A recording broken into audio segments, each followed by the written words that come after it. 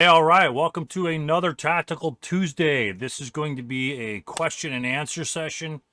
Mark's got a couple questions that he's been stockpiling over the last couple weeks. Really excellent questions. Common questions that you will probably have yourself and other questions that you may not have thought of. So let's get right into it. We're going to, I think, three major topics, and as always, usually something else pops in along the way. If you guys are interested in joining us on Tactical Tuesday, just pop in the room in the ASL Skills Discord server. Listen along. If you have any questions, just intervene at the end of a question and say, hey, what about this? What about that? Or I ran into this problem. What do you think about that? And, if we can't answer it, which is pretty rare, I think there's a couple questions that we had to be left hanging. But pretty rare that we can't get those questions for you, and with very good examples on a regular board. A lot of times we'll have the scenario set up, or a scenario set up, and something will be happening in the scenario, which dictated the question that the poser has, and therefore it's a live game instead of just some hypothetical thing along the side. You'll see everything that's involved, not just 4 hexes around. Hey, where does this unit route to? We have no clue. We have no idea what the surrounding terrain or enemies are.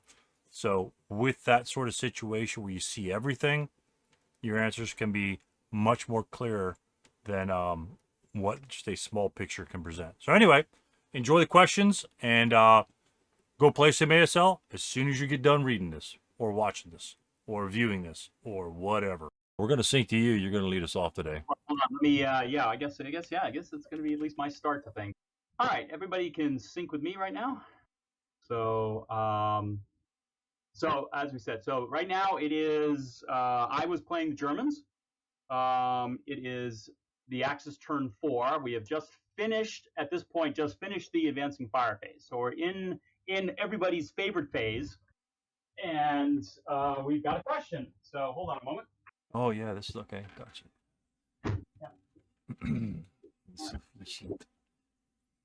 All right. So the question is, all right. So the question. All right. So let's see. All right. So Germans route first.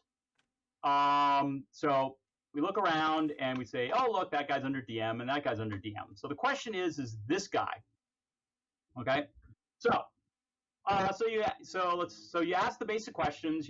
Does he have to route? Answer no. All right. He is not in open ground, and he is not adjacent to an unbroken enemy unit. So he is not required to route, but he decides he wants to route anyway.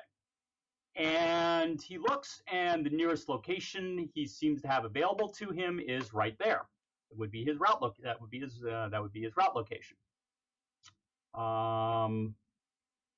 Okay, so all in all, for the moment, everything seems pretty standard and straightforward. So at this point, I announce these guys here are going to low crawl.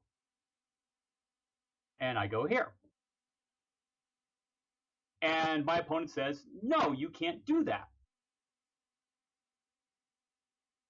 Okay? Because low crawl you can only declare low crawl if you're in open ground.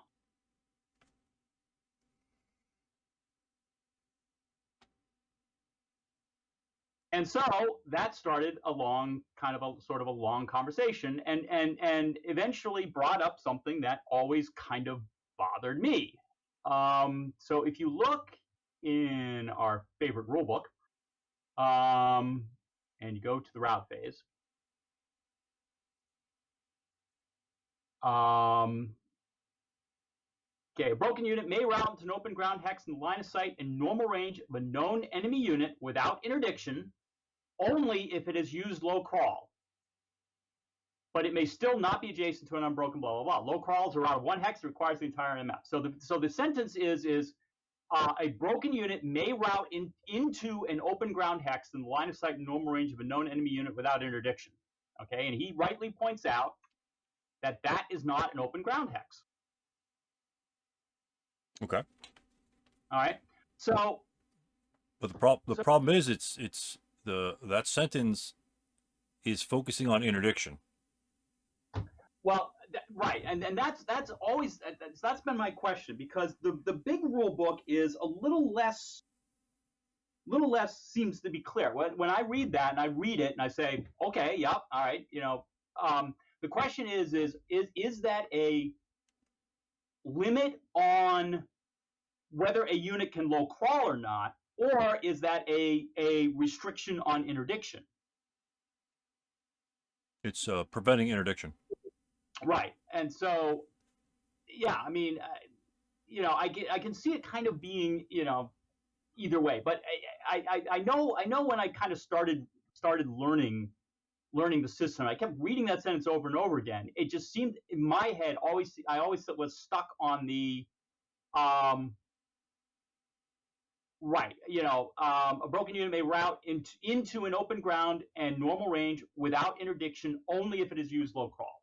And to me, that seemed to be low crawl was kind of like that was a requirement saying, hey, look, if you want to low crawl, you've got to be low crawling into an open ground hex.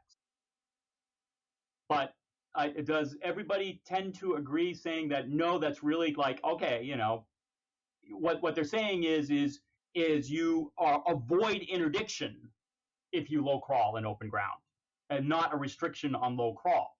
Yes, absolutely. Okay. All right. Okay. All Because right. if you read the sentence as it's read, or as you read it, it's very specifically, it says if you want to go into an open ground hex, Mm-hmm. you must use low crawl And avoid interdiction. You must and use avoid interdiction. Yeah. Oh, Bailey. Hold on, Mark. Oh, all right, buddy. All right. Bailey disagrees with you, Steve. Counterpoint. Obviously. Counterpoint, get my ass bit. Bailey's right all the time. I know that, bro. I love Mark's dog. He's a trooper. He is a trooper. Somebody must have rang the doorbell. Yeah. Mark's getting too much like ASL stuff delivered in the mail. That's right. So what was the rule that he quoted, Stu? That's on page 16 of the SK4 rulebook under route phase. Yeah, it's right at the top. It's the Top left paragraph. Yeah. Yep. Top left paragraph. Yep. Right.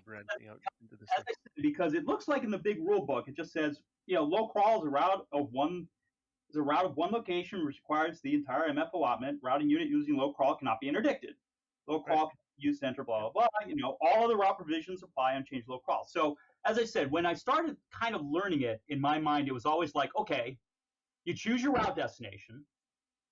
And then I always kind of thought of it as you kind of choose your attitude, which is the sense of, all right, you choose to either low crawl or you're going to try to dash to the location. And that's kind of your second choice in the route phase, or if you will. I mean, you have to go to the nearest rally location, but you can choose whether to low crawl or not low crawl. Right. Or take a longer route. Or take a longer route, right? Yeah. Or you can take any route you want as long as each hex you move into satisfies all the conditions of route, right? Right. And you're not getting any closer to anybody, blah blah blah blah. Okay, all right, because that was always the way I did it. Now that we've talked about it, it's like, okay, yeah, it does seem to make sense. That's what it's doing. But at the moment, it was like it was always one of those things in the back of my head that was like, is that a restriction on low crawl or not? And it's like, okay, so the answer is no. All right, see, that was relatively simple. You didn't spend a great deal of time on that. Yeah, it's not bad. That's bad. I mean, but it's important, right? I mean, it's important to iron that out for sure. Yeah, because in the big book in 10.52 it says low crawl cannot be used to enter marsh or water obstacles or in any stream unless dry. That's the only restrictions I can find in the big book. Yeah. That says right on what you right. You can't use low crawl. But yeah, it just seems to be like, yeah, hey, you choose where you want to, you choose where you go, and you choose how you want to get there. You can choose, get there directly, take a longer route as long as you provide it, or you can low crawl toward the destination one hex. Those are your choices. And it seemed to be that's what it was. Okay, all right, great. So all right. And you can also extrapolate from that, where. Because, like you said, because you did exactly what you needed to do. you qualify, does the unit have to route at all? Right. And so the unit doesn't even have to move at all. So if the unit decides to move, restricting him from using low crawl seems counterintuitive since he didn't have to move at all. Right? Oh. And so it's like, well, he doesn't have to move, but if he chooses to move, he has to go full bore. And that doesn't seem to be there. Of course, there's, like you say, there might also be exceptions. And like you also pointed out that even though you may select the destination, it's possible that due to other unseen circumstances, you may not even get there anyway. So, and that's, a variety of things can prevent you from getting there. So does that mean, you failed to get to the destination, so you died, stuff like that. So, yeah, as long as you take it one step at a time, I think it should build upon itself and as the rules kind of progress. But yeah, that's the legitimate. So what did you guys end up deciding on how to resolve that during? I assume this is your game, right? I assume this is your game. My game. Yeah, this is my game. And so, it was the typical sort of like fallback position where it's like, I always had that question in the back of my head. So I said, well, maybe he's right. So I did just stop there. And in the end, it didn't matter. Next turn, I won anyway. But it was just one of those things where it's like, okay, I'll bring this up at Tactical Tuesday, and we'll see what the hive mind comes up with. But yeah, reading it again, it does appear as if that sentence does seem to be a kind of talks about interdiction and is not talking about a restriction on your ability to low crawl. Right. And so I think that's probably, as usual, maybe it could be worded a little better, but it does seem as if that's much more the intent. Because as I said, reading the big rule book, it seems, it just seems very much like, low crawl is this, and you can do it if you want, sort of thing. And it just didn't seem to be, didn't seem to be that restricted. But again, but in my mind, it's like, well, maybe this is just one of those subtle differences between SK and and rulebook. So thought to bring it up. So okay, all right, cool. Because I played it like I can low crawl there, and I've done that probably 100 times in the last year. So, but hey, sometimes you wonder. We've certainly run people who swear played for 20 years and swear the rulebook says one thing, and no, it doesn't. So or whatever. So just thought I'd bring it up. Okay, great. All right, so that's issue 1. And I guess while we're here, we can kind of bring up issue 2. I'm just going to. Okay, cool. This is just much simpler. I'm just going to plop a couple units on the board because I just want to kind of show this. We're going to plop. I'm going to pull down an American just so we don't confuse things. We're going to need him, and we're going to need him, and. Man, turn 4 and that tank's still alive in the middle. Damn. Mine got smoked early. Everything you have to do everything to kind of dance around him, to a large extent. But mine got smoked early. But he does go down the next turn. Oh.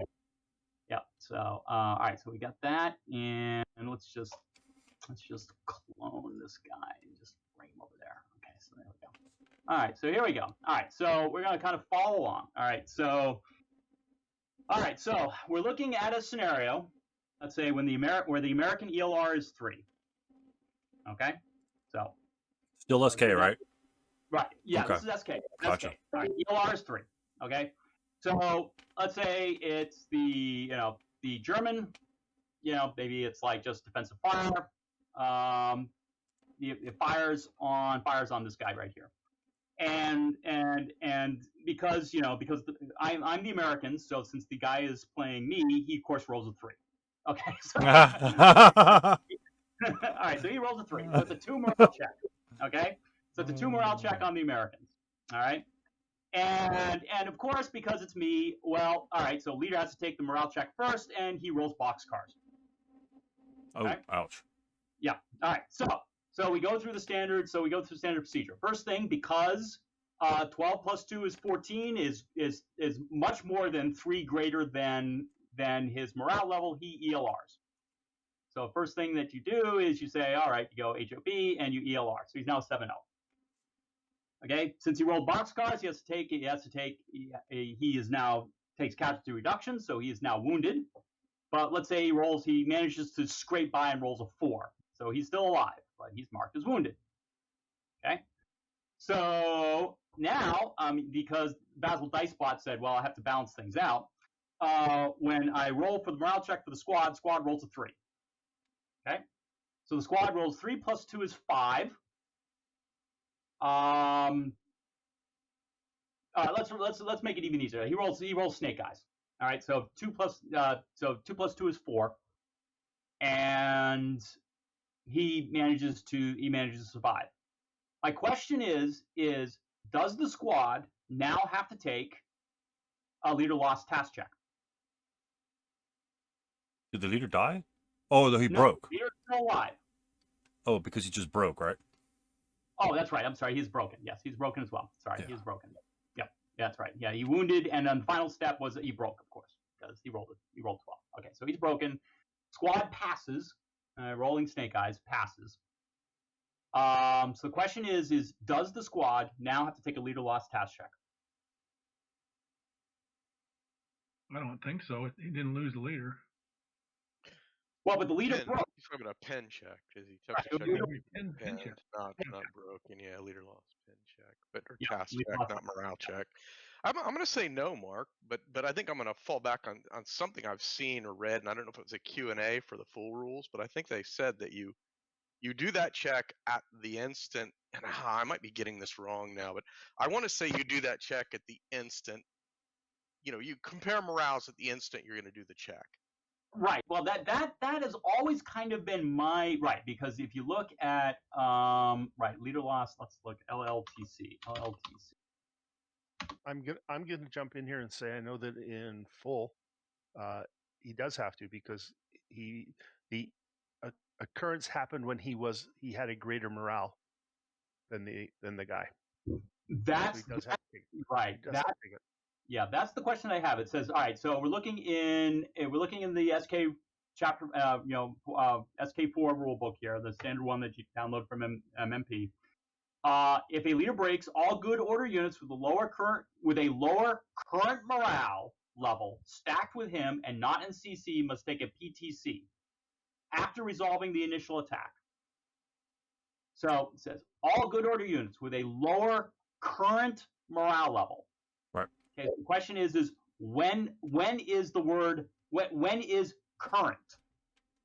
Okay, was it the moment prior to the attack, or is it literally the leader has resolved all of his stuff?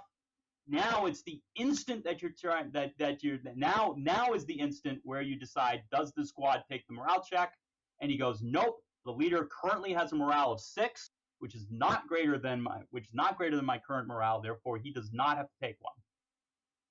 I honestly think the SK sentence right there is much clearer than the ASL version, to be honest with you, because I've argued it forever in the past, and the current the way that reads, and also the way the ASL seems to be interpreted, is the current morale, and this kind of goes with residual firepower, which I may divert after you're done with your questions, is at the time of the attack, you have whatever units are in that hex and the current state of their morale as the attack is happening. And this one actually makes it clear. So it must take PTC after resolving the initial attack.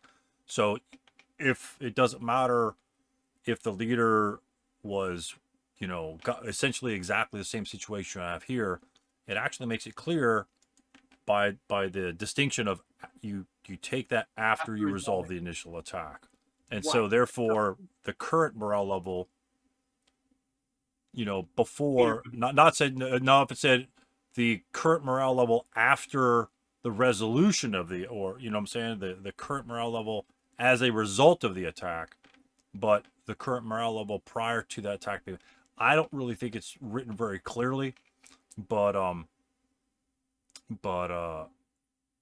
you could, and again, you could do the same thing where you could have well, not an SK, but like an ASL, you could actually have a guy battle harden, right? And if he dies from whatever, then I don't know how he would die after that. Maybe a sniper check. So I guess the sniper check would be a different attack, so it would actually be different circumstances.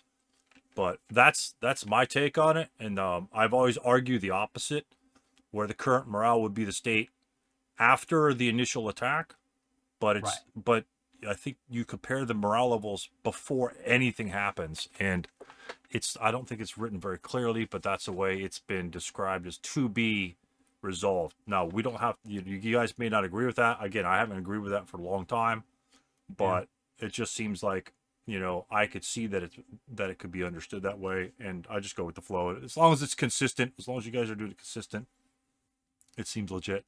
It seems a more benefit for the attacker that if he does get something lucky like that, then he doesn't get penalized for breaking your 8-1 or your 8-0 leader. Essentially, now the squad is immune to leader lost task check. So whereas before he'd have, the sergeant there leading the way, and all of a sudden, as they're getting shot, these guys may, I mean, you could kind of think about it, the guys may not know that he got wounded because they're all like getting shot at and resolving their own task checks or morale checks or whatever. And then they realize after the fact. So that's kind of the way I kind of try to rationalize it. And that seems to kind of make sense, but you try not to put too much realism into the game. So right. So I guess the question would be is I guess if we were to take a quick poll, okay, which of course we can't do in this particular environment. So Stu, you're arguing that the squad would not take a leader lost task check. No, I've argued in the past he would not, but I'm with the other bill that he has to take the task check. I would always argue against that he doesn't have to, because of the way the rules are written, and it's just because they're not very exceptionally clear. But I can agree with the counter argument. For full squad leader on this one, guys. Sorry. Yep, there is. I'm just looking at the Q&A as well. Yeah, Q&A covers it. I mean, it's this exact scenario. Yeah. Okay. So what does the Q&A state? The Q&A essentially says the leader's pre-attack morale level is used. Okay, so it's basically the instant before the attack, basically. Yep. Yeah. Or what, it's the morale. When he broke, regardless of the fact that he was ELR'd or whatever, he broke when he had a greater task check, which would have caused you to have to take a leader lost task check anyways. Right. Stu was saying, just because whether you fail it by 1,000 or you fail it by 1, it's still going to cause a leader lost task check. So it's you have to resolve what happens, and then you go back to the beginning and say, okay, right? Because you can't take the morale check for the leader and the morale check for the squad at the same time either. I just wish I wish they would change the wording in the rulebook to the answer to the Q&A, the pre-attack condition. And then all the clarity would be it would be resolved for all ad infinitum, So okay, all right. But the good news is that there does seem to be a Q&A, so there's been an official Perry pronouncement, I guess, and I can't right. So the idea is that yes, the squad would in fact take a leader lost task check, because the original morale of the leader at the moment before the attack happened was 8, which is 2 greater than the squad. And had he failed his wound check, he would have had to take the morale check. Well, if he morale check, right? You have to take a morale check, obviously with a 0 modifier, because the leader initially was an 8-0, not a 6+1 or something like that. Yep. Right. Okay. All right. I mean, as I said, that was in some respects that was kind of always my position. It just seemed to be incredibly artificial to say, okay, all right, this slice in time, like after the leader broke.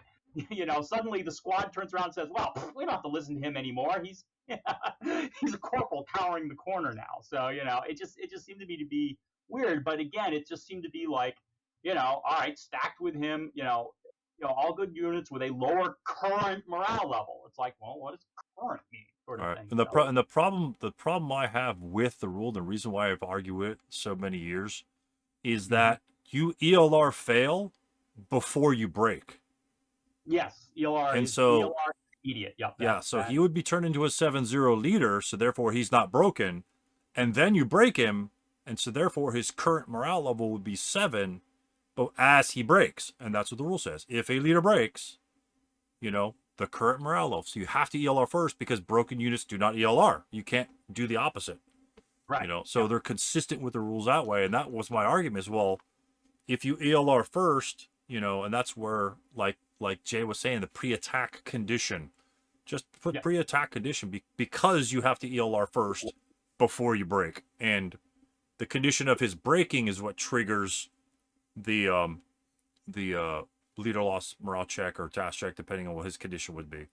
You know. Right, it's So- break, right? It's the break at that moment. That's what causes the break or his elimination. Yeah, or and that's whatever. the problem I always had with it. And but you know, as long as it's refined and it's you Yeah, know, well, as long as the pronouncement's been made, yeah, it's like okay. I mean, I can certainly live with it, but as I said, for a long time, I kind of went, all right, well, it's whatever the current thing is. So at the moment, the 666 says, all right, after all this, now it's the next instant in time. right. The squad goes, okay, well, I don't have a lesser morale than the current leader because his morale's now a 6 because he's wounded. Yeah. So I'm going to skip my leader loss task check. But all right, so I guess in the future, no, you don't get to argue that. You have to take the leader loss task check, and then of course, I'll go in Question, with guys. There you go. What if Yep. you flip that around? What if the leader died and the squad broke? Same thing. Same thing. The squad has to take the leader loss morale check. Even if so the you- squad is morale Look at the bait. example in the full book, though. It doesn't. It flips it around. Yep. Again, there you go. Yeah, Alright. they don't. They say basically they have a 9-1 leader with a 6-5-8 squad that suffers a 1 KIA, and the leader dies, and they say, "Oh, the squad's broken, has a morale of 9. It's not less than the leader. He does not have to take it." Right. That's contrary to the Q&A. Yeah, that's yeah. So you flip it around when you're comparing it. Yeah, it's kind of messed up. Right. Because Oh. if the squad broke in this case, right, he would be taking leader loss task check because his morale be 8, right? But that goes counter to that's counter. I mean, you use the leadership before anything happens, but then you use the squad's morale level essentially at the same moment in time after it breaks. It's kind of interesting. it's contradictory. It's contradictory. Well, maybe- It's pure and simple. It's because of contra. Could this be an ASL? Or, sorry, could this be a starter kit? No, that's an SS unit. Change? Nope. No. No, because I think both the Q&A and the example are both from the full rule book. Yeah. Where's the example of the in the full rule book? Look at the example in 10.2 at the bottom of 10.2. The end yeah. of, it's right at the end of it's at the very end of 10.2. Yeah, leaders eliminated, and therefore both squads are Excuse me. right. The leader's eliminated, and therefore both squads are automatically broken. Right? Yep. Okay. The broken must take a 1 MC, which will reduce to a broken. The broken SS squad need not take an LMC because its current morale is not less because its current morale Right. is not less than that of the eliminated leader. Yeah, it does seem very strange that that the comparison seems to be the pre-attack morale level of the leader, and you're comparing it against the current morale level of the squad. Yeah. No, it's bullshit. Seems to be a very weird, convoluted dynamic. Yeah, I mean, I suppose as long as you're consistent about it, I suppose that's one way to do it. But it's contradictory. It's just contradictory. I think what happened is it was meant to be. This is just my opinion. It was meant to be as the example of the SS example permits, because examples are rules, so that's a rule. Yeah. And so therefore, the current morale, which would be the current state of the unit, is the unit broken, is the unit conscript or whatever, the current state, and at the not the pre-attack state, but the current state. So, and then when they revisit that, they might not bother to look at that example to see how the example's written, and they go with a different interpretation of what was written, because that was written like 800,000 years ago. Moses wrote that section of the rule book. yeah, And, that's probably true. Yeah. And so, when and that's another reason why the Q&A answers I'm really touchy feely on those, because just like Tony points out, well, if that's the way you're going to rule it, then here's your redheaded stepchild over here. No, and there's no red hair in our family. So here's your counterexample. Does that change 10.2? Right. right. So and that's probably unless somebody wants to look up in the Q&A. Is there something about the 10.2 example? I'm doing that right now. Yeah, cool. let me change my fan. Hold on. Hey, buddy. There you go. You want to come down now? Yes. Yeah, like I said, I'm not sure. And the problem is they don't have dates on those Q&As, which would have been Yeah. nice, because if that was written 30 years ago and the base of the rule changed, which a lot of the Q&A has probably already been incorporated in the rule book or edited out or whatever, roticized out. So Yeah, it's always possible, but again, yeah, you don't know without an actual sort of like, well, but this is back before you had like Word, and you could actually like look at all the revisions and like bring up everything and just kind of literally have like they had Word in the 80s, right? They had a couple, whatever they typed this crap on. They had to type it in. Sure, it wasn't in a notebook, but you didn't really have like kind of like document kind of right. Well, I'm sure they didn't bother saying, we're just going to have a couple questions and answers in the next year or two. So yeah. Little did they know. but yeah, I'm with Tony on that one. It's like, what do you say? What do you say to this? And there's no answer. There's nothing you give because it's completely contrary to what the Q&A suggests. Yeah, or right, the Q&A and example don't seem to match. Yeah. Right. On a slightly different subject, I'm going to read a out of the Advanced Squad Leader Rulebook and see if does that translate to a starter kit. And it says a leader with no support weapon is still considered armed for purpose of determining legal route pass and enforcing failure to route eliminations. So that is the same in SK, correct? Correct. Okay. Yeah. Otherwise, Stu's constant strategy about using 6-1 leaders to cut off route paths would be somewhat mute. So yeah. So well, you can break him then. Just break him. You can't route towards a known enemy unit. Right. Yeah. Yeah. Well, yeah. You can break them. Okay. All right. So so it does seem kind of weird. So I guess the impression is that it's whatever the leader's current morale was just before the attack, but it's the squad's current morale at the moment that you decide whether you need to take the LLTC or LLMC. Yeah. So you're right. So if the squad had broken along with the leader, then the squad would now not have to take the leader loss. Well, of course, he wouldn't have to take a leader loss task check anyway because he's broken. But if the leader was eliminated, then the squad, right? So if the leader failed his morale check, and the squad broke, let's say the leader failed his wound check, so he's just eliminated. Right. The squad also broke, then the squad would not take an LLMC because his current morale level of 8 was equal to the leader's MMC just prior to the attack, or morale level just prior to the attack, which was also an 8. So that would be, I guess, the only way you could resolve the the examples, I guess, with the Q&A, which is again kind of strange, but I guess as long as you're consistent, I guess that's the way it works. Yeah, it's just a cluster. So, I mean, yeah, okay. I mean, as I said, yeah, it's good that we worked through this. All right. Okay, so I guess I've just got one more question. So I think we are going to have to change maps. So hold on a moment while I close the game here, and I'll load up the other one. What do you like, Tony, on that one? What do you think is more easier to follow? I think as long as you're consistent, that's the key, right? But yeah, no, I like this the latter because I think squads change morale levels a lot more often than leaders do. Right. It's pretty corner case to see a leader change morale due to in the middle of a shot. Yeah. ELR and wound would be the only two possibilities I think where you could see a leader's morale drop. Where squads, there's quite a few squads in the game, the Americans especially, that change morale in the middle of a shot. Yeah, that's true. Leaders don't, as a general rule. Yeah, in fact, I can't think of an example of a leader of any nationality whose leader changes something. If everybody wants to sync, they can go right ahead. Oh, right. Yep. So.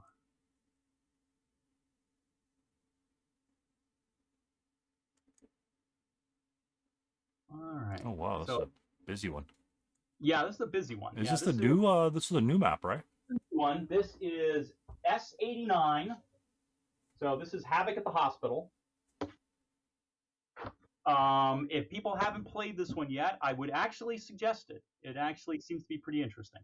So The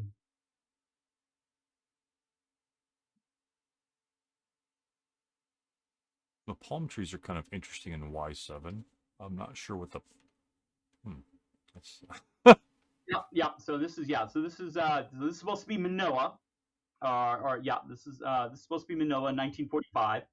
All orchards of palm trees. Concealment is in effect. All terrain except open ground and non-orchard paved roads is concealment terrain. So, but that's not actually what we're dealing with here. All right. So, all right. So basically, the victory conditions are kind of interesting here. It's kind of an interesting scenario. So there are basically two buildings that are up for grabs. Okay, so the building here and this building are up for grabs, and the conditions are the Americans win at the end of any game turn in which they have at least one good order MMC in buildings T6 and X3, provided that they have more good order MMC in at least one of those buildings than the Japanese. Okay. So basically, the Americans. So at the end of any game turn, the Americans have to have a good order MMC in both of these buildings, and have to have more MMCs in one of them, at least, in order to win. Okay, so it's not quite like control. It's not building control. It's just the number of units that are in there, and they have to be MMCs, and they have to be in good order. But that's only the Americans have to be in good order, right? Well, it has to, right, one good order MMC, right? So the Americans have to have a good order MMC in both buildings, and they have to have more. They have to have more good order MMC in at least one of the buildings. Yeah. So if the Japanese is like, so if the Japanese is broken and you've got like, let's say there's only one unit here in this building, let's say like the squad was broken or whatever, then the let's say the Americans had at least one squad here, then the Americans would win at the end of the turn because you'd have only because this building would have one more good order American MMC than Japanese MMC. So the Japanese do have to. So the Japanese being in good order does matter, at least with regards to the second condition, but not the first. But that is actually not what we're talking about. But we do. So this scenario has been like a total bloodfest over this side of the map.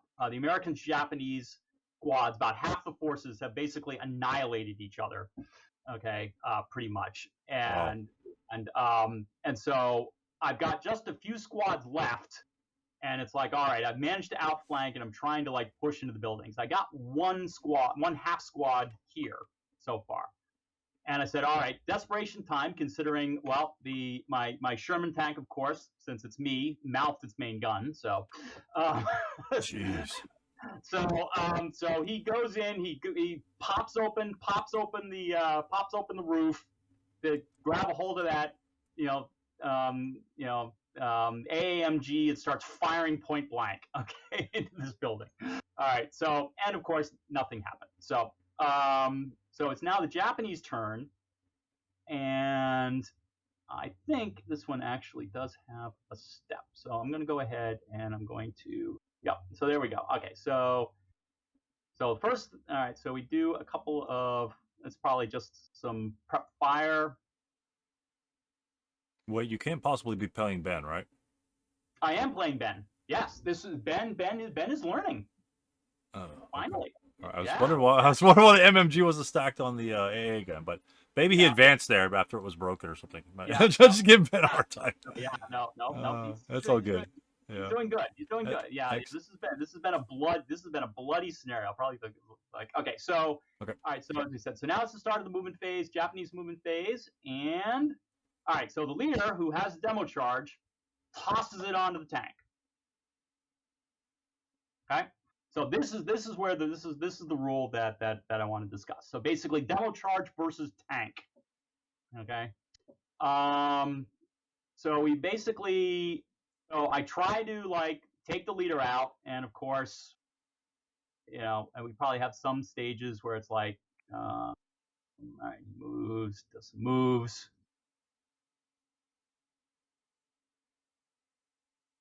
Interesting. Yeah. All right. So he's trying to come in. He's trying to swarm in. I nail him with a medium machine gun. Take him out. All right. But I didn't break the leader. I didn't pin him. Didn't do anything. And so it's the advancing fire phase. Okay. So defensive fire, no effect. So we've got the demo charge. Leader managed to successfully place the demo charge. All right. And now we're going to go ahead and I think the next thing is, all right, so there's the roll. Okay, so with a demo charge, okay, the first thing you have is the roll is a placement roll, okay, to see where exactly the demo charge ends up placed on the tank. And so that's what this 7 roll is. Okay, so we go with so you look at the modifiers. So there's a DC placement versus AFB die roll, and there's some modifiers. So it's +1 because the AFB is in fact crew exposed. So he has to add 1 to his roll. All right. And it's another +1 because it was placed through the whole front target facing. Okay, so he has to add 2 to his roll. This ended up a 9. Okay, so 7 + 2 is 9. And you look at the chart, it says full strength attack versus CE crew only. Okay, parentheses, new die roll. Okay, so my question is, and this has always kind of bothered me, let's assume instead of rolling a 7, I roll a 6. Yeah, your Ben rolls a 6. All right, so 6 + 2 is 8. If you look at the chart, of the DC placement chart, it just says use armor factor. So the question is do you use that 6 roll that you just made now as an attack against the front against the front target, the frontal armor, okay, as a 6, or do you re-roll to see what the to kill number is on to see whether the AFB is killed or not?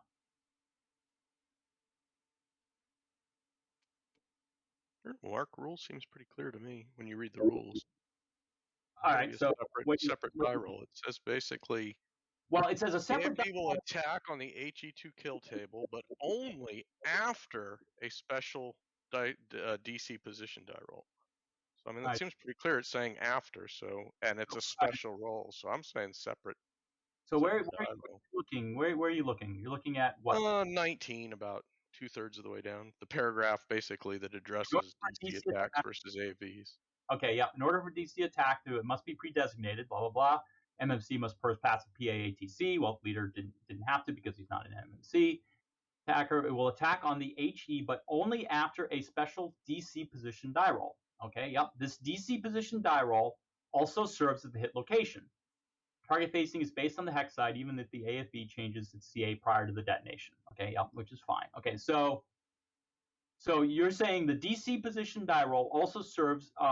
But only after a special DC position die roll. So you do the DC position die roll, and then after that, then you resolve the attack. So I don't know. Maybe it's not as clear as I'm initially thinking it is, but to me that means a separate die roll. Right, but then if that's the case, why would they bother putting in full strength attack versus CE crew only? Parentheses, new die roll. If you always have to make a new die roll, then why do they put that there? Because it's the same in the it's the same on the big boy charts, on the full charts, and it seems just as kind of. It doesn't seem to me to be very clear as to as to and then of course you have if it's greater than or equal to 12, it's just an area fire attack versus non-armored units only. But there you don't specify. But their new die roll isn't specified. So I guess I don't know. I mean, it's that new die roll in parentheses that really kind of confuses me as to why it's there and not on the other two. Is the new die roll not in the rules but on the chart? Well, that's the question. I mean, yeah, the rule says, I mean, if you're looking at it, right, it's page 19, 4.3, last paragraph of that section. So in order for a DC die roll, a DC attack to affect an AFB, it must be predesignated. Okay, it's being placed against the AFB. An MMC must first pass a patsy. If the attacker places the DC on the AFB, okay, it will attack on the HE2 kill table to kill number of 16, but only after a special DC position die roll. Consult the DC position chart for results.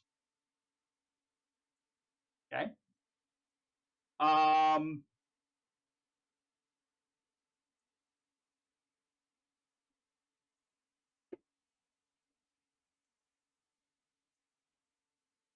trying to see if yeah, DC placement is page 21 on the. Yeah, there it is.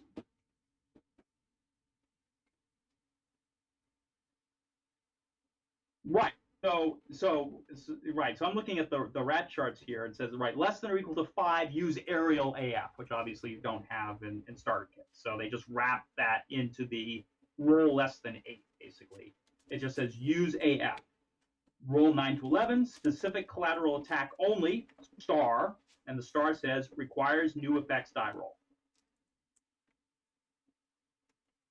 So it seems as if this, let's say instead of a 7 you rolled a 6, okay, then it would say, okay, yep, all right, you managed to place it in an effective position on the front target facing of the tank, okay, it went off, okay, and you use that 6 as a to kill number against the vehicle, unless it's kind of like supposed to be like kind of like a hit number. But then why would you have yeah? So it just, as I said, I don't know if you roll less than 8, well, less than or equal to 8, whether you have to make another die roll to determine like the kill number to see whether you take out the tank or not.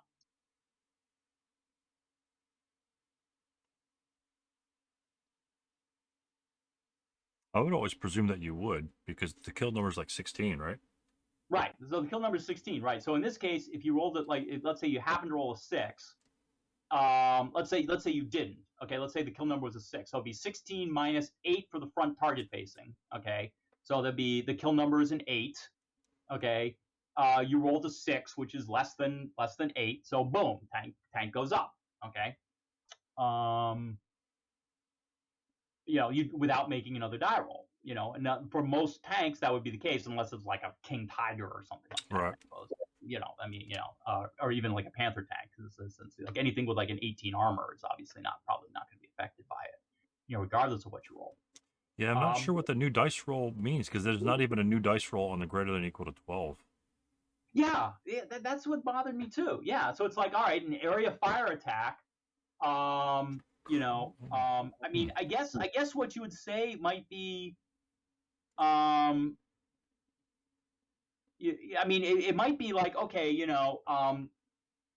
whether you had an effect or not, that is used. Okay, I'm sorry, what am I trying to say here?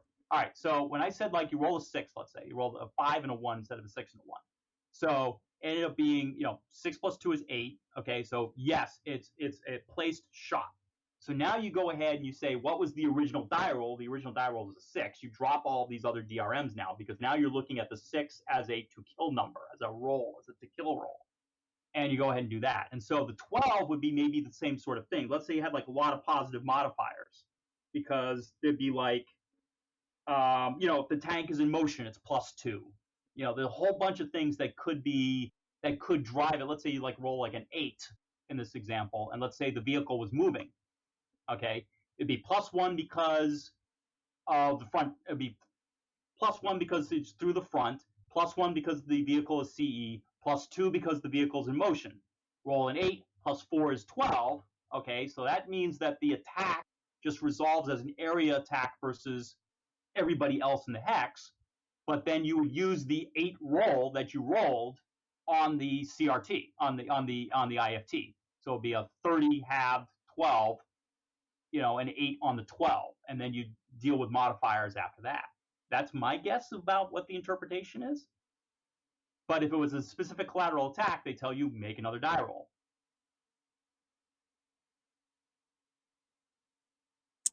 Oh, I think reading the ASL description of it, and it says it just says here, if placed through an unarmored target facing, make an IFT rather than a kill, obviously, dice roll versus the vehicle as if it were unarmored.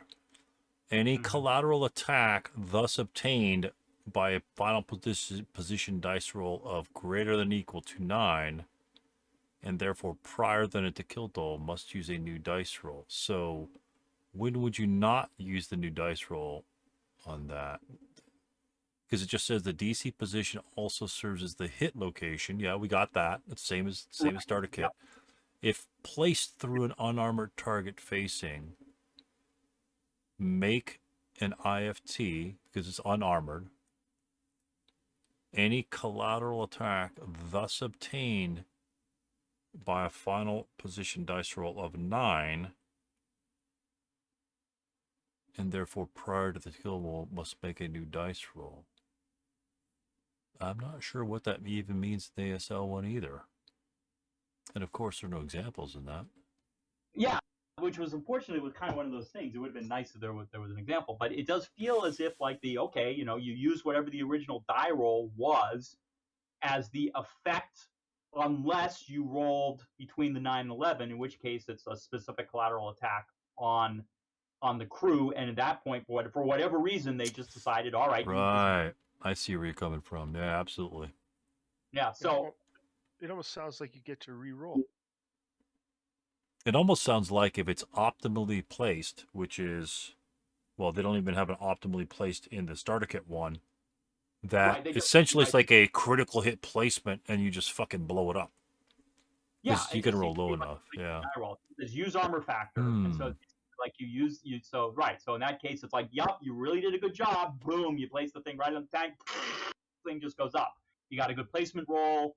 You compare the 16 against the kill number based on whatever facing and I think you're right. I think you're right. I think you're on top of that, Mark. It doesn't really say it, but it suggests it with a 9. Yeah, it's just right because the 9 says use the new roll. So it's like, right. Okay, fine. So but that's what happened, of course. Okay. And well, and you can, and so all right, so I rolled 7 plus 2 is a 9, which means, yup, all right, I have to take an attack on the crew. And he goes ahead and he rolls 5 plus 2 is 7 on a 30. That is a 2 morale check, and boom, 12. There you go, Mark. You didn't let us down, Mark. You didn't let us down. Man. Yep. So what happens if a CE crew rolls boxcars? You eat shit. Yeah, you get recalled. Yeah. So look that one up. Look that one up in the SK rulebook, boys and girls. So my God. Boom, stunned. Yeah, I think you're right. That would be a great Q&A or a great question to put out in the forums. Yeah, but my guess is that if he rolled a 6, right? If he rolled a 6. Then that 6 is the roll on the to kill table, and you just place that thing well, and boom, the Sherman just goes up. Okay? Yeah, because 1 is optimally placed, which is essentially an 8 or less. You actually technically get it on the tank. Yeah. And 9 through 11, it falls off the tank and blows, and it blows up in the general vicinity. Yeah. And then and 12 is just the area. It looks like the area of effect is just against non-armored units in the area. Right. It says no effect, and even on the position die in ASL, it says no effect on the AFE or its PRC. Right, or its passenger-rated crew. So it just kind of up and the tank just kind of drove far enough away or something like that. That boom, the thing just went up and. Right. So so when you place.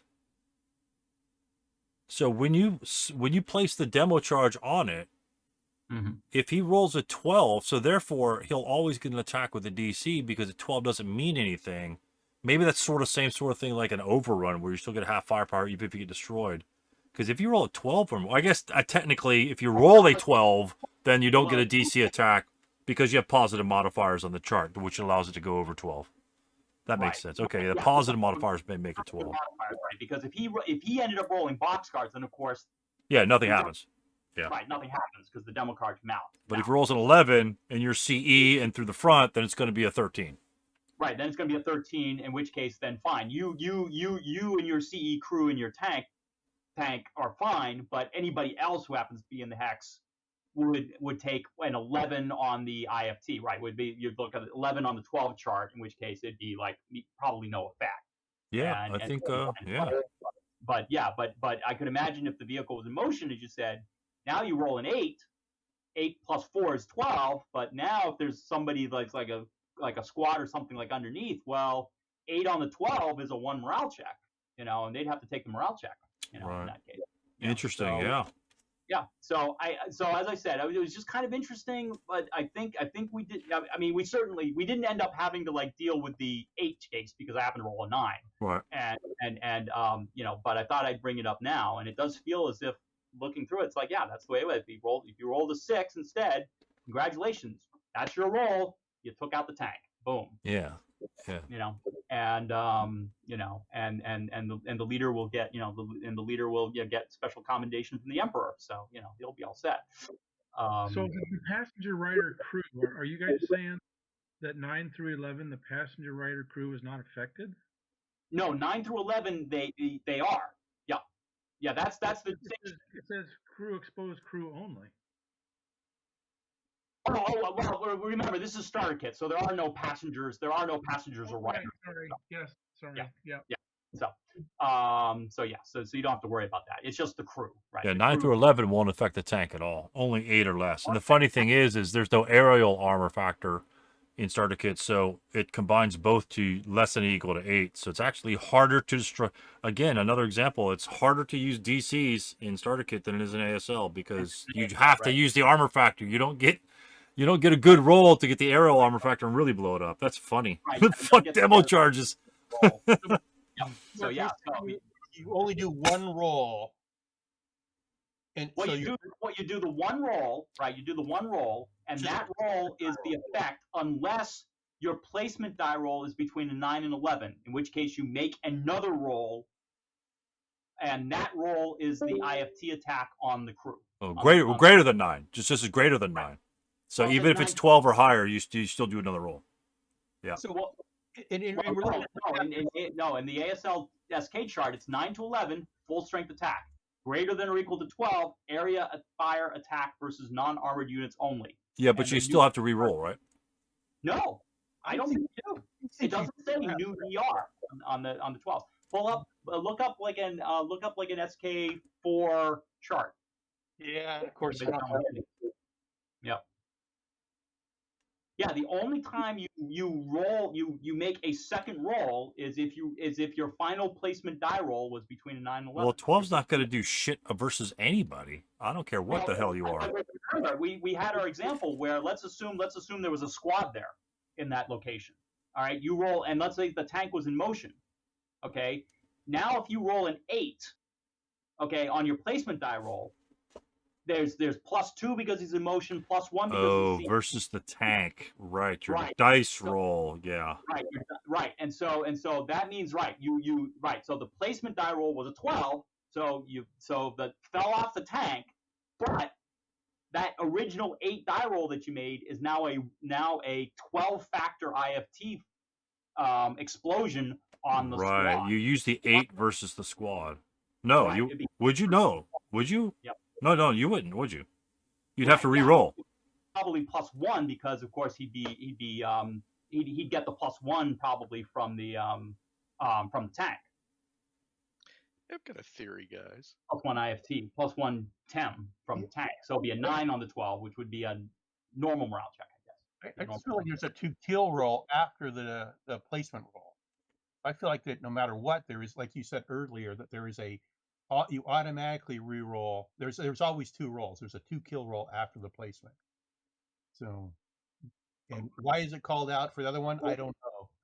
Yeah, but right, but as I said, it just doesn't make any sense to me that why would you just say new die roll? Okay, from just 9 to 11. I wonder if that's an artifact from ASL that they just didn't catch. I was kind of looking over this ASL rule, and it's interesting the way they word it in here. Is they say basically for a 9 to 11, you're resolving it as a specific collateral attack. And remember, specific collateral attacks use the original die roll, right? They Right. use the one die roll. So but in this case, there was no original die roll. So I think they're just kind of telling you, hey, you got to make another die roll. There's no 2-kill roll here in this case that you could use also for the specific collateral attack. So you're gonna have to make another die roll. Kind of a weird thing. It seems like you wouldn't need to say that; it would be obvious. But and I wonder if they didn't just pick that up across into starter kit erroneously, because there's no specific collateral attack Right. Yeah. in starter kit. So if he had rolled a 9 and the vehicle was in motion, how would you resolve the attack? If the position dice roll was a 9 versus a motion vehicle and there was a 666 squad in the location, how would you resolve the attack? The original die roll position, The original placement, positioning die roll. the was placement 9, or dice roll placement die roll? is a 9, and you have +2 versus a motion nonstop AFV target. That's the only modifier you have, or just the So you CE, whatever you bump want it to up do. to Just an 11. So it's an 11 now, right? right. So yeah, I would say you would then make another die roll on the IFT as a specific, basically using the demo charges. But For nothing the would 30 happen table, to right? the nothing would only for the CE crew only. So if there was not a CE crew, yet a 666 in the hex, and the result was 9 to 11, nothing happens to the 666 unit. Full strength attack versus CE crew only. Yeah, Right? that's what it says there. Yeah, in the starter kit rules. Yeah. Yeah. And then since the 9 to 11, that's where that's like I said, they essentially, like you said, they just delete the collateral attack effect. So yeah, DCs versus AFVs is pretty much garbo in starter kit, looks like. I mean, the question would be yeah, do they Well, in full rules, it just says resolve versus targets vulnerable PRC as a specific collateral attack. So yeah, no, they don't tell you to resolve it against other eligible targets in the hex in Right. full rules And that's either. yeah, 9 like it to says, it's 11 just is crew there. but they include now passengers and riders as well, right? Yeah. Resolve versus only armor. So would you make that same now if the position dice roll was greater than or equal to 12 again, that would precipitate a new dice roll for those units, because if it's an area attack demo charge, a 12 on the 12 is 2 above a pin task check. And even if you're moving in the open, that'll make it I don't even know if that's, well, you can't do it. It doesn't really matter in starter kit because there's not going to be a moving because it'll happen in defensive fire phase. It'll never affect anything in starter kit. The 12 should be there's no reason to have a 12 unless needs to be a new dice roll. Yeah, because the greater than or equal to 12 just simply doesn't have an effect unless you guys could see some sort of effect when you roll a 12 or higher on the placement dice roll with the modifiers against other units area of attack in that location. So I would presume, since that's even on the damn chart, that would be the new dice roll from the 9 to 11 as well, but it doesn't state that as in the greater than or equal to 12. Are you allowed to throw a DC in starter kit? Nope. no. That's interesting because that greater than or equal to 12, that references back to the DC rules in chapter 1, but for the thrown DC. Right. Well, hold on a second. I'm looking at something else here, which is kind of interesting. Yeah, those modifiers add up pretty damn quick. Front CE, CX, and motion. You could forget it. You need a 3. That's interesting. Yeah. Because there's a ton of DCs in a lot of your starter kit games now with vehicles. A lot of the newer scenarios, there's lots of DCs floating, especially with the Japanese.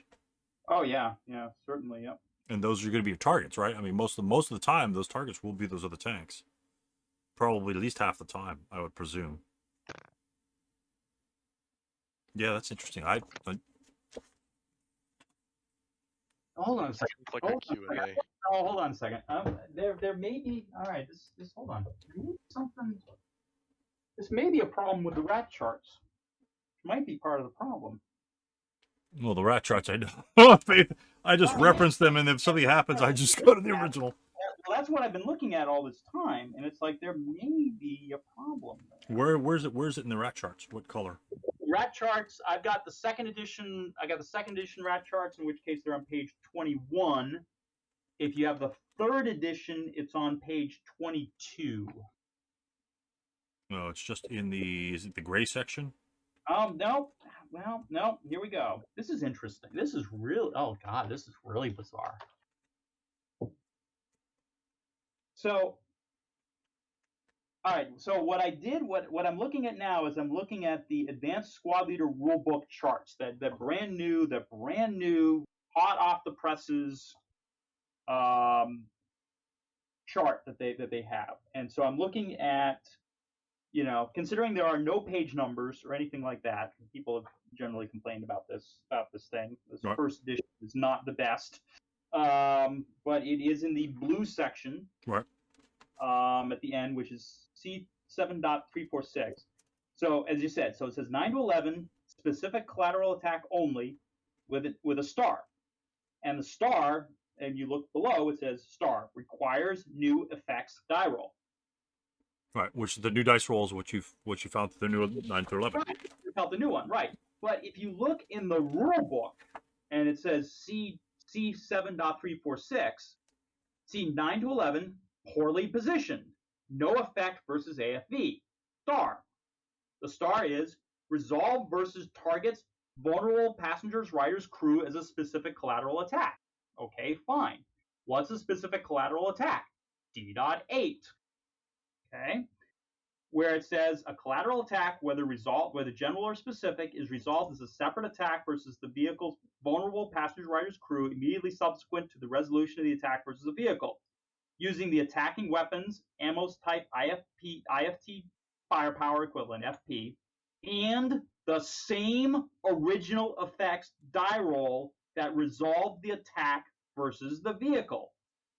Yeah, that was my point, though, Mark. There was no original attack, so that's why they're having to tell you in this case you need to make another die roll. There wasn't an original attack, so in this case it's a little bit of a special or off case for a specific collateral attack in the sense that it requires a dedicated or call it a new die roll. It's a funny word in this case because new implies old, and there is no old, right?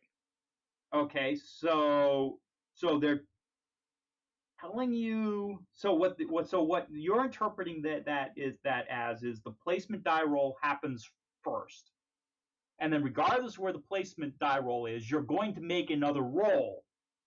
And they say, so you're going to make a second roll. But normally, if it was a specific collateral attack, you wouldn't make a second roll. But now they're telling you just specifically for the demo charge, yes, you do have to make the second roll. Yeah, essentially, right? Because normally you'd be making a 2-kill die roll, and then you would use that die roll as your specific collateral attack die roll as well. But in this case, there is no 2-kill die roll, so they're kind of having to tell you, hey, you got to make a die roll. You got to make a die roll because you got to make a die roll now because there was no 2-kill to use in this case. Well, because there's not a to kill dice roll in the 9 through 12 resolutions. Right. Because there's no effect versus the tank, that doesn't mean there's not an effect versus the specific or general collateral attack against the other units.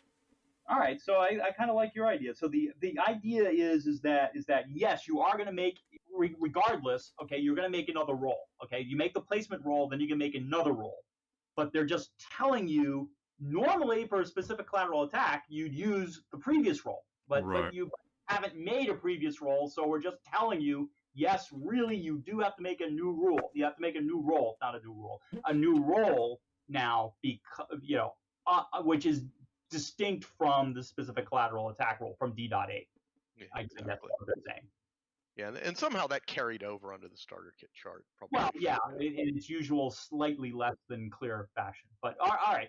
So all right. So I mean, as I said, it felt to me as if it was two separate roles initially.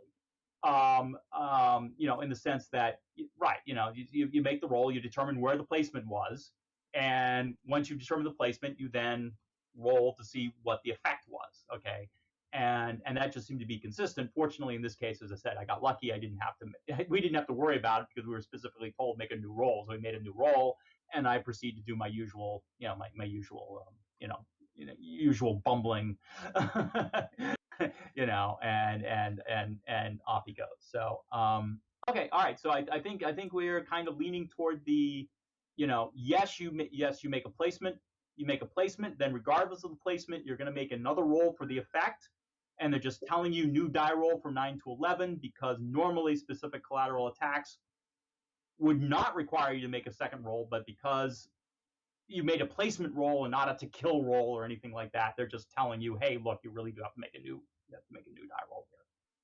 And all right, so I think I'm reasonably satisfied with that. So you're making a second dice roll regardless.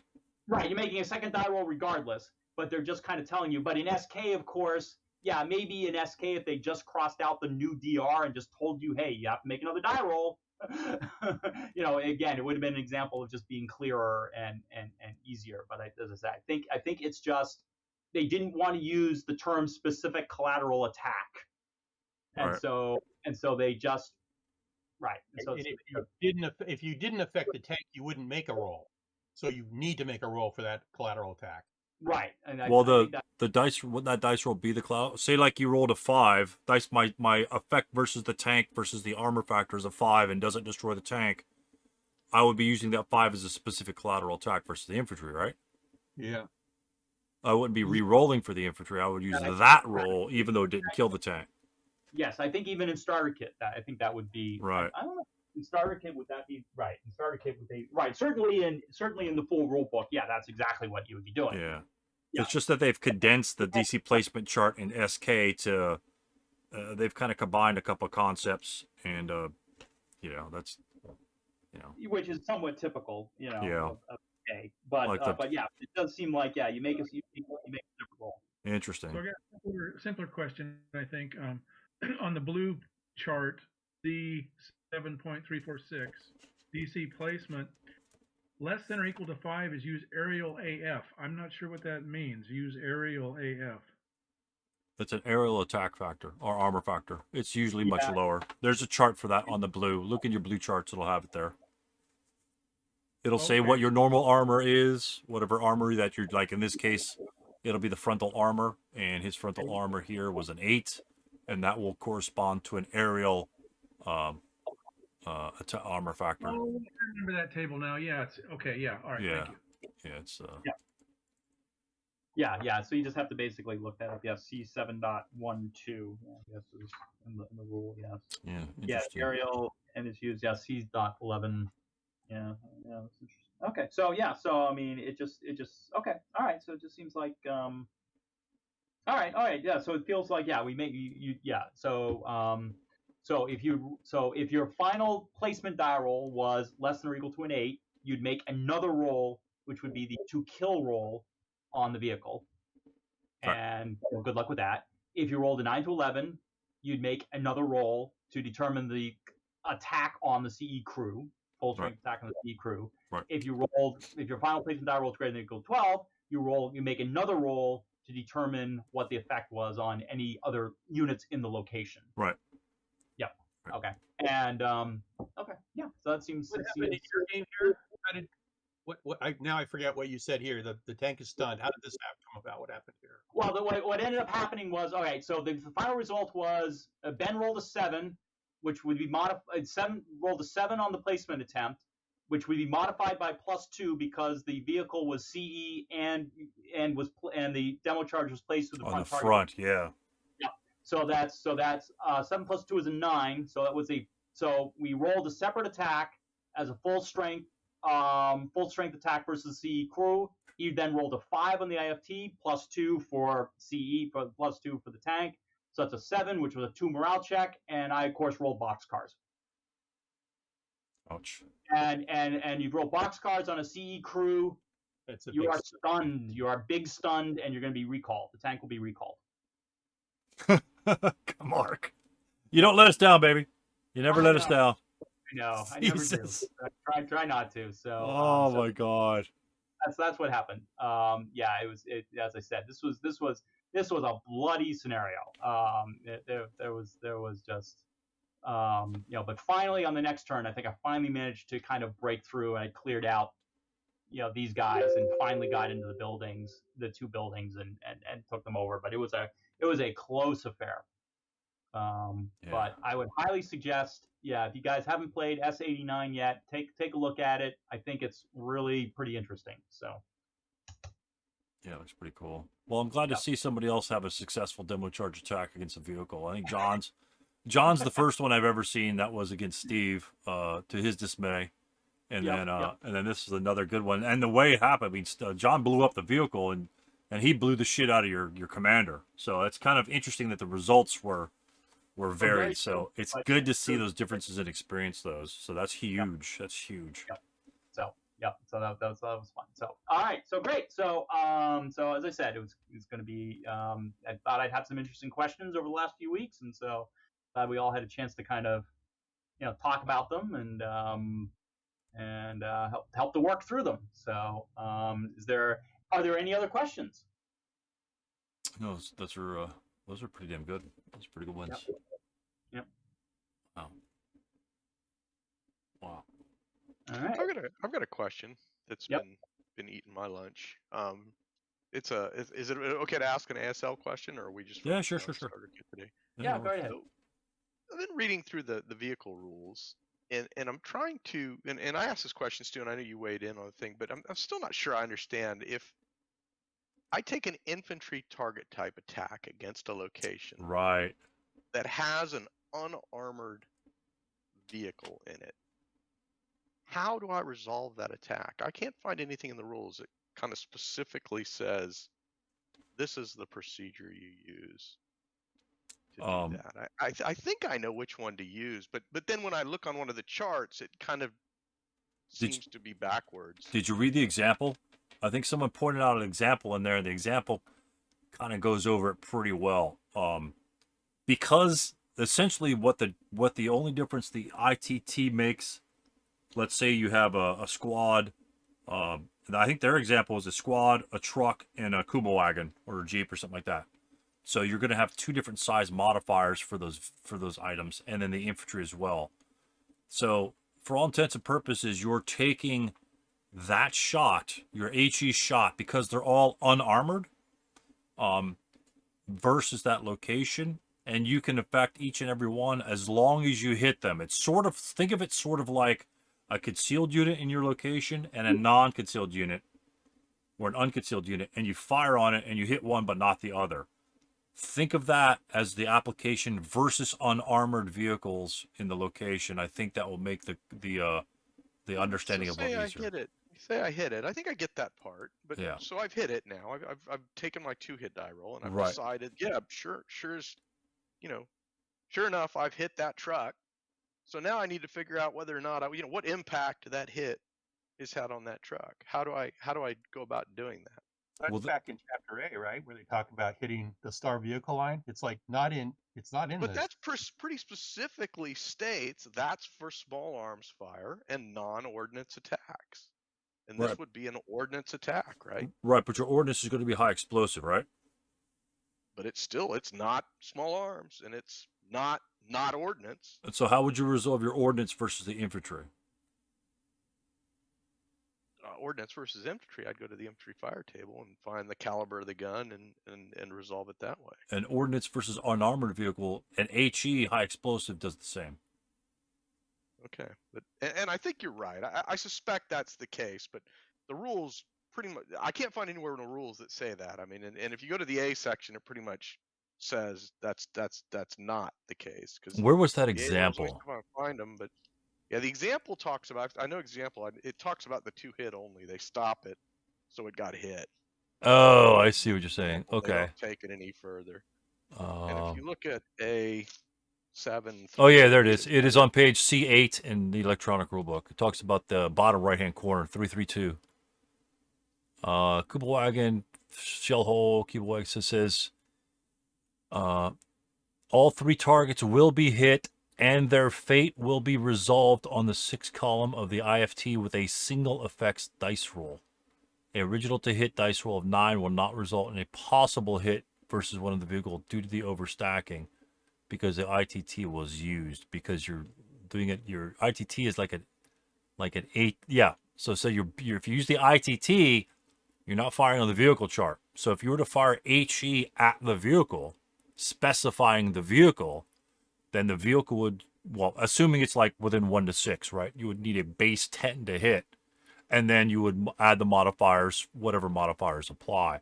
And then as you hit it, then you would do the HE, specific for that one vehicle. But since this is essentially, it's sort of like an area target type, or an area attack where it affects everybody, but the sizes of the vehicles and the TEMs accordingly apply to each and every one of those targets, because it has a shell hole in the hex just to make it different. And interestingly enough, I don't think the shell hole applies for the vehicles, because otherwise, it says original to hit 8 for the truck, 7 for the squad, and it has +1 shell hole TEM, and 6 for the Kuba wagon, and they only add the +2 size modifier. So the TEM for the shell hole doesn't apply for the vehicles. And that must be a specific thing in the rules about that. Because if they were in woods, right, it would apply. And so it just says, so a dice roll, it happens to be a dice roll. A 6 will hit all 3 targets. If it's a 7, it will hit the squad and the truck. And if it's 8, it will only hit the truck. But it says the resolution will still be on the 6th column, which is the 57 millimeter HE shot. If So I'm we're not going to mistaken. use the star vehicle line. So we'll use that same procedure Right. that's called out in A. Right. 7308. And so, like, So if we you rolled use like a the star 5, vehicle right? line to resolve it. Yeah. If you Yeah, hit, no, that's the only thing that makes sense. But it just, I don't know I guess what bugs me is that the A rules pretty much tell you this does not apply to ordnance. yeah, And this is certainly ordnance. And when you go to the AFV, or the unarmored vehicle destruction chart, and you look and you see, that column that we're talking about right, also says not ordnance. right, There's another column that says direct fire ordnance, and they're using the 2 kill numbers, the 2 kill right, charts. right. Because I think you are not direct firing on the vehicles in this example. Essentially the vehicles are essentially the vehicles, for all intents and purposes, is kind of like a collateral attack, because you're not targeting the vehicle specifically. So if you were say if there were infantry in the vehicle, like say it was like a British vehicle with like 3 squads in it, with those giant vehicles they have, if you wanted to make sure you were going to destroy that vehicle, you'd have to target it directly, and it wouldn't affect the other units in the location, unless of course it was like a mortar. But so that's where the difference would be. It's very, very subtle, and it doesn't usually happens a lot, but that's something that you might want to remember to keep in your books, especially if you're dealing with a lot of scenarios with the trucks and things like that, and the trucks are driving along and the infantry's already in there. Say you unloaded the infantry and then you fire your 75 infantry gun or whatever your case may be at the infantry right when he's unloading, because you got like -2 stuff like that. If you roll low enough, you will hit the truck as well, because you're using the ITT. So remember that you can hit the truck when you ITT against those unarmored vehicles in that same location. And I think a lot of players just skip that. It doesn't. A lot of guys, so many scenarios for the longest time just seem to kind of just not use trucks anymore. And so the usage of trucks is kind of rare, but that's something that is very, very applicable, especially when they're unloading, right? If you happen to get that one LOS right on that sucker. And of course, if you're firing directly on the IFT, like you mentioned, HMG in a squad, everything is shot. But if you're firing ordnance, the ordnance can hit all 3 of them only if they're using the ITT or area target type, as the case may be. But if they use the vehicle to hit table, right, then the vehicle's not targeting the infantry. So I think it's a harder shot, but you can affect more units. It's very subtle. That's a very important example, and I truly think that's just gets, you know, overread. You know, nobody bothers with that because they never fire ITT on vehicles. They usually just, you know, shoot the machine guns or whatever. Or half the scenarios now that as soon as you unload, the vehicle runs away. I mean, so most people don't even have a tendency to bother to fire. You know, I've got some counters to that, but that seems to be the trend for your trucks and unarmored vehicles in a lot of scenarios. Cool. Awesome. All right. Thanks, everybody. That helps. But that was a really good question in the forums. It's pretty good. And I like Mark's question too about the demo charge, because it's, you know, when you're trying to decipher going into SK, you need to try and it's almost like a puzzle unto itself, as you need to figure out how they need to squeeze the collateral damage rule, you know, collateral attack rule into the resolution in the SK. And Right. they sometimes they bastardize it. Some very few instances actually more clear, but yeah, they have to bastardize it to some extent. And if you know both, like if you have played some ASL and have dealt with some situations like that, you're at least familiar with that. And so sometimes you could extrapolate, oh, okay, this makes sense here. And Mark does that quite a bit in his rules dives. So he's Yeah. So that's But yeah, but it's good. As I said, it was good. Yeah, good kind of teasing through of the DC placement stuff. So yeah, it doesn't certainly happen very often, but we had, this is probably about maybe the second time I think I've had either, you know, tried to place a demo charge in an AFB or have had one placed on one of my tanks. So, you know, it doesn't happen very often, but, you know, for those who need to, I think we've covered it pretty well. So. well, but I think it's going to happen more often as more people continue to play the Japanese in these scenarios. I mean, if you've done it twice, and I know John's done it at least once, Yeah. you know, I mean, and that's just within the last month and a half maybe. Right. And so it'll just become more commonplace, and you know, because I think it's easier to place it on a tank, or at least attack a tank, especially if you're running behind it, than charging a squad who's got a 360-degree, you know, firing arc and is just going to blast the living shit out of you anyway. And Yeah. most of the time you just end up dying or whatever. Right. And But, I mean, but certainly in an early example or an earlier example where that could be used is in the early battle scenario in SK3. Because the Germans, I think, have a couple of demo charges, and that may be the most effective way to take out the KV2. oh, right, You know, absolutely. because I mean, I don't think any gun that they have is capable of getting a to kill number of 16. You know, so Oh, right, because that'd be like a kill of 8, I think, with the demo charges, something yeah, like the that. innate way with the demo charge. So, Something yeah, reasonable, at least. Yeah. so it's important to kind of, certainly for that scenario, it's important to know what the mechanics are of the DC placement roll, because that may end up being your best way to take that out. Yeah. And also, obviously, you know, there's a couple of demo charges in the S84. You know, and I think the Germans get 3 victory points if they take out the KV1. Right. You know, Big so, bucks. and right, and demo charge again is probably another example of their best way to take that out. So, you know, so it's good. It's at least, I think, important to at least have gone through this example, so at least you know what the mechanics are, and you can make your decision as to whether you want to try it or not. But, Right. you know, but that certainly are a couple of examples where the demo charges, you know, they seem to like giving demo charges out to a side in a lot of SK scenarios, and this may be one of the reasons. So. Oh, right. A little bit more Yeah. anti-tank capability, because you can't immobilize it, crap like that. Right. Yeah. Yeah, it makes sense. Very cool. Yep. Wow. That's good. That's exciting. That's very good stuff. So have you finished this scenario? You finished this one, right? Yeah, we finished this. Yeah, I finished this. Yeah, I finally. Yeah, although the tank did run off the board. The tank run off the board, but I did finally manage to get the flamethrowers in position, and finally managed to take these guys out, and then just won the game. So, but Wow. it was a close fought affair. So.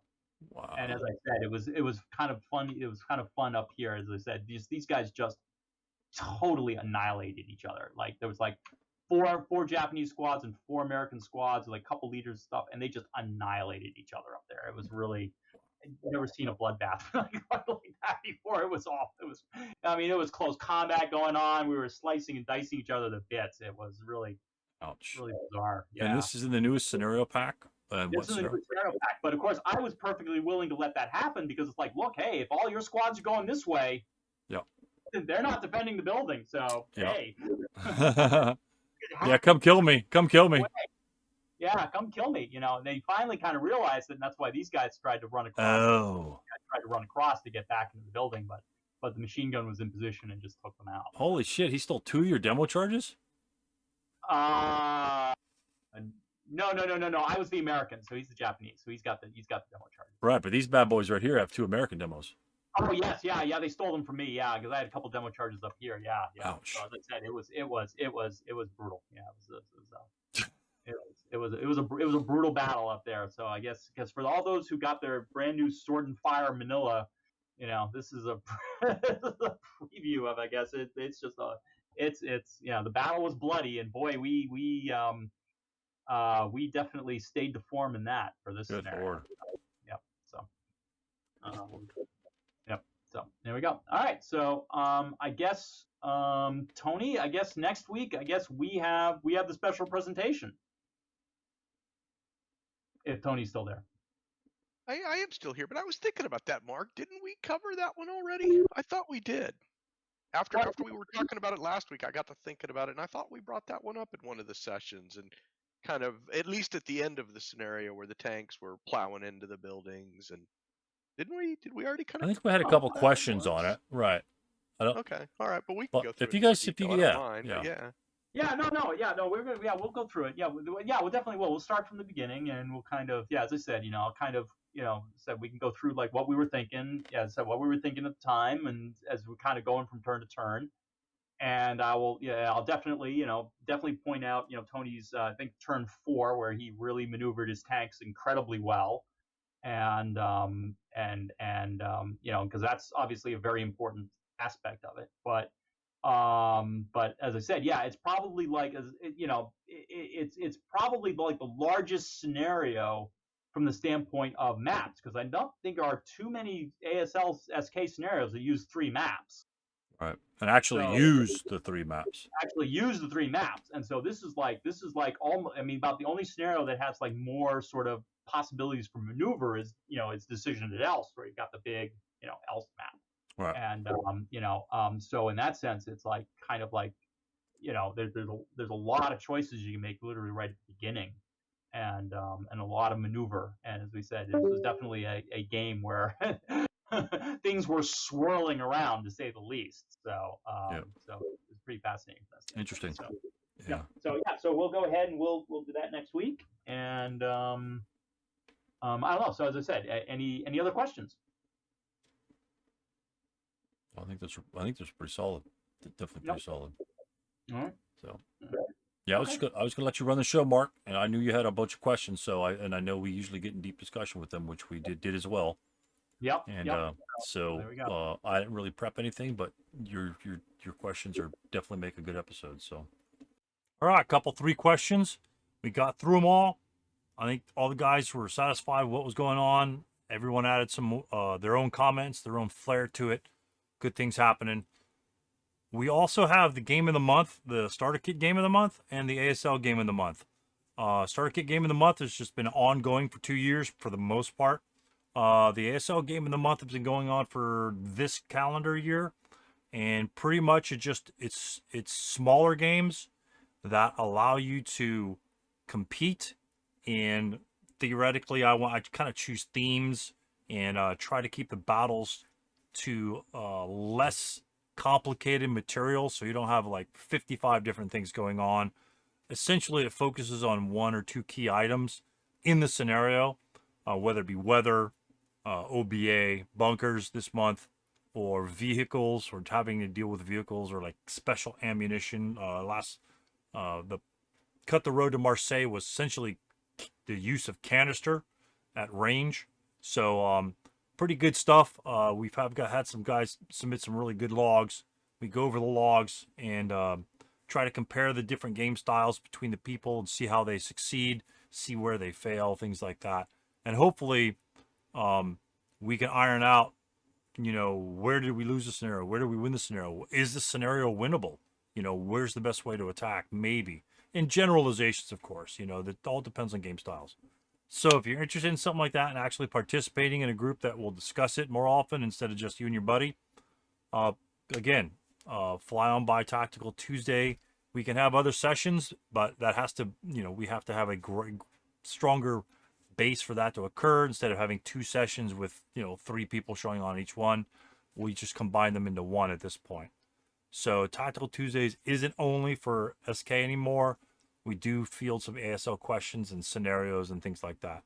So thanks a lot for watching, guys. And again, go play some ASL.